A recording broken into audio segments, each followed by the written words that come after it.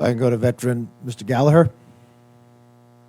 Thank you, Leader McCarthy. You know, last week I actually had a moment of hope because we had a briefing with the Secretary of State, Secretary of Defense, high-level officials in the Biden administration behind closed doors. And in that briefing, a lot of our Democratic colleagues actually pushed back quite forcefully on the August 31st withdrawal date, pleading, in some cases, with the administration not to adhere to an arbitrary date and abandon hundreds, if not thousands, of Americans, leaving them behind enemy lines, leaving them with the threat of being taken hostage.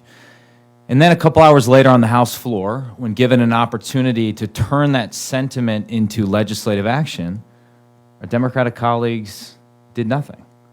They voted against a common sense bill that would have required the administration to report on the number of Americans left in country, the number of Afghan allies seeking refuge, and to abandon the arbitrary withdrawal date until every American got out of the country. And they did that because they didn't want to jeopardize the Bernie Sanders budget that we voted on last week. Well, now here we are with another opportunity to do the right thing. And hopefully our Democratic colleagues will join us in this effort. We're going to reintroduce this bill that starts with a simple sense of Congress that Americans do not leave American citizens behind in Afghanistan, trapped behind enemy lines. It also requires an evacuation plan from the administration and clear reporting on the numbers of Americans that are left there, the number of their family members that are there. Congress needs to know the state of play on the ground in Afghanistan.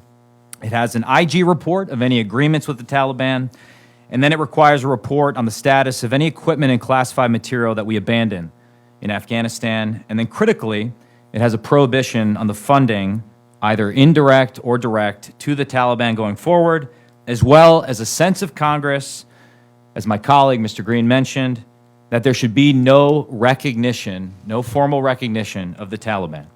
We believe this is a common sense bill that should command widespread bipartisan support. And we believe it is all the more important because if you watch what this administration is saying right now, in fact, yesterday, I turned on the Sunday shows and I saw our National Security Advisor, Jake Sullivan, go on TV, and when asked about what's the plan for Americans, getting Americans and our allies out after August 31st, he said, well, we believe we have substantial leverage. Because the Taliban wants recognition. We believe we have substantial leverage. What fantasy world model UN conference is this administration living in? The Taliban doesn't want an invite to Davos. And we surrendered our leverage to a jihadist terrorist organization on the ground. Leverage comes from power on the ground, not from a sternly worded statement referencing the international community. It is time for Congress to step up, and it is time for the Speaker to bring us back into session in order to pass this common sense bill. And shame on us if we sit on the sidelines and do nothing as Americans are trapped behind enemy lines.